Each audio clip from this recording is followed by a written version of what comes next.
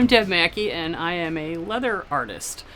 Been doing this since I was 12 years old, and my grandmother got me a Tandy leather kit for a little saddle. She bought me the kit to make this little saddle when I was 12.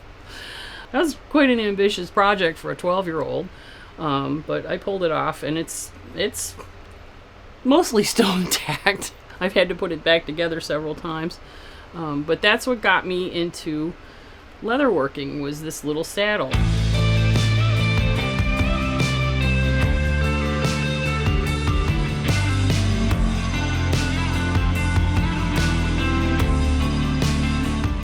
Yeah, my parents were both really creative people. My mom was a first grade teacher, and she could have been an art teacher. My dad was a photographer and a model railroader.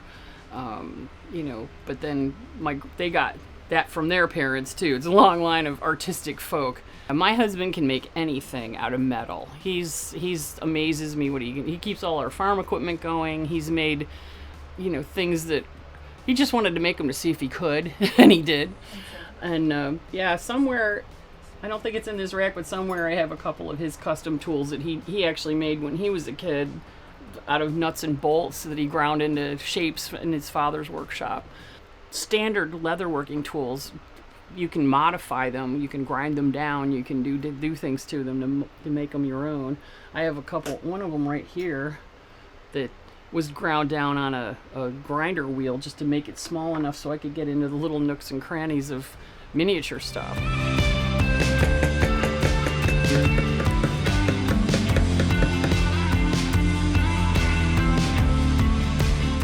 I've kind of been in so-called artist since I could pick up a purple crayon and drew on the wall and got in trouble for it. And it was horse crazy.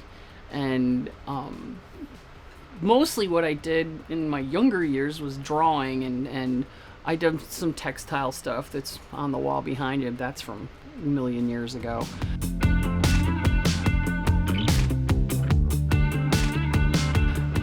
I'm one of those people that's dabbled in all sorts of things, and my mom always had some kind of art project going for us.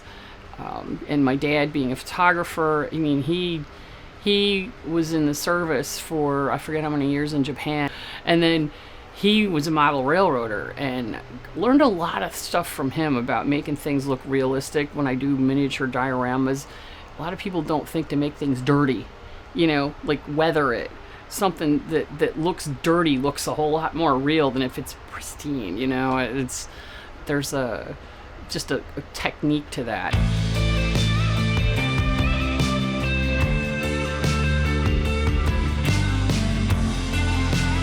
I first knew I wanted to be an artist, well, even before high school. When I was a kid, like I said, I drew on everything, and when I was in high school, I got a couple scholarships for things that I did, and it just was, that's all I wanted to do, was make stuff and be an artist. And then I had to go to college, and I'm gonna major in fine arts, and there's a point in every artist's life, I think, where my parents were really encouraging, but other people weren't. They were like, oh, you're gonna be an artist? Well, I guess you better marry a rich guy.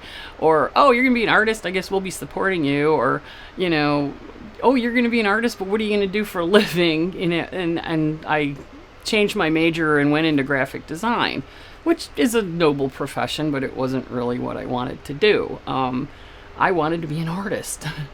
30 years later of being a graphic designer and trying to do fine art on the side, and then COVID hit, and I said to my husband, I'm not going to look for another graphic design job. I'm just not going to look for another graphic design. I want to do and he was supportive. I have to give him credit, because, that's a leap. And, I don't want to be dependent on him or have him feel like, she's just not doing anything. But he's been really supportive. So I hadn't actually go full scale, full-time artist until a year ago March, when my job went south and I did the happy dance all the way home. So I'm not doing this anymore. I want to be a real artist, and I haven't looked back.